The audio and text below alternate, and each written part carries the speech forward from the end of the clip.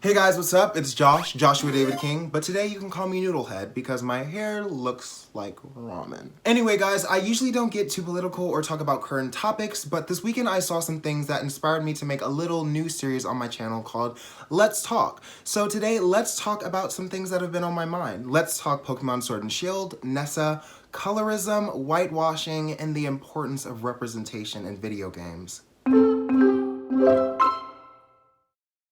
So if you don't know, Nessa was announced last week at E3 during Nintendo's Direct. Nessa will be one of the many gym leaders that you will face in the Galar region in Pokemon Sword and Shield.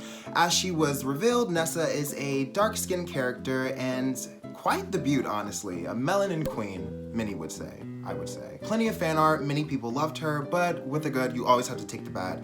Kind of immediately after we got her official render, her official art, there was someone on Twitter that quickly said, "Hey, Nintendo of America, I fixed Nessa, so will you hire me?"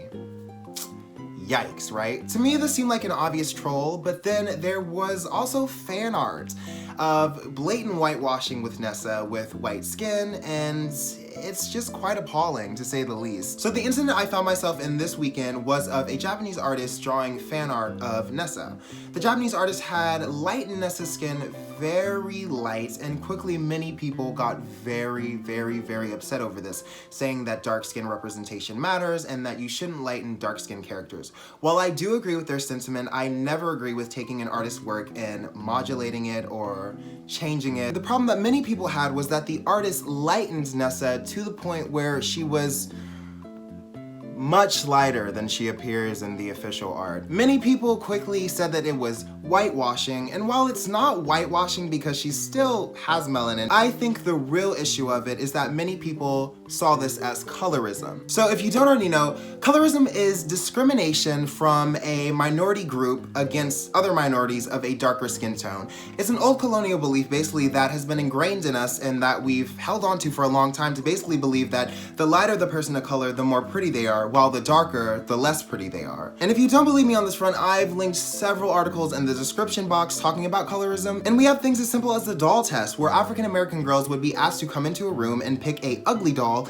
and pick a pretty doll, in which they would pick the pretty doll being the white one and the ugly doll being the black one. There are still cases of it, and colorism being a very big one that many groups and many minorities still deal with to this day. And where I can only personally talk about the United States and the African American community, as those are the two places that I come from, I've talked with many other friends of different cultures and asked them just about how colorism plays a part in their cultures as well. Many other continents and countries that dealt with colonizing have adopted this mindset that the lighter the skin tone is, the prettier. So let's break this whole thing down with this fan art. The artist says not to redistribute or repurpose their work, so I will only use the picture in question, but if you go to the artist's Twitter, which I have linked right here, you can see their other works, and they often work with a very muted palette, with the pops being in blues and hues and saturations, not in the skin tone.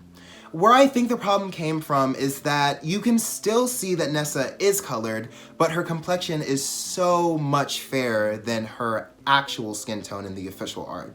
You see, as I said earlier, a lot of communities deal with this thing of colorism, thinking that a lighter skin tone is prettier than a darker one. So I think the natural reaction when seeing a lighter Nessa would be naturally to get defensive. So the conversation that I was having with many people on threads this weekend, and that many people defending the artist were saying, was that 1, the artist was using a muted color palette, 2, that it was just a stylistic choice, and that 3, again, it was a pastel muted color palette and that it wasn't a problem. So let's break this down. 1, lighting. So if it was a lighting choice, everything would be a different color. I'm gonna put up a picture of a graph that someone made, but it's showing that a lot of colors are the same from Nessa, and the only thing that seems to be really lightened is her skin. So that's the first thing. Also, with a pastel color palette, there are many pastel dark browns that you can use to fit in within your style and fit within your aesthetic. And 3, to say that it's a stylistic choice to lighten dark characters is seen as colorist, because why don't dark-skinned characters fit within your aesthetic? And in no way am I saying that this was the original artist's intent to lighten this character in a malicious intent or even a colorist attempt, But I just want to bring to light, because as I was talking to a lot of people on Twitter, it was kind of brushed over like it wasn't an issue, but it is an issue, and it's sometimes something that we do very subconsciously without even thinking about it. So, but again, do I think that the artist was being racist when they made this? No. Do I think that the artist was whitewashing? No. Do I think that this was probably made with colorist intent? Maybe, we don't know. But the thing about this topic and this conversation is that it goes beyond just this fan art.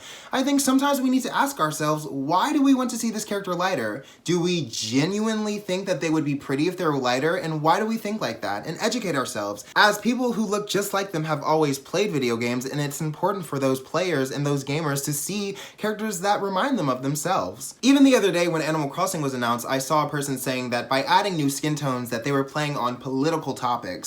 And to me, that's really silly, because as a black person, I've always loved Animal Crossing, and being able to play and have a character that is my own skin tone is fucking awesome.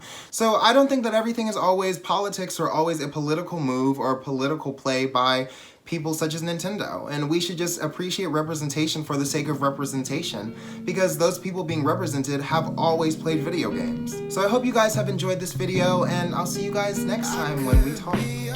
Till then.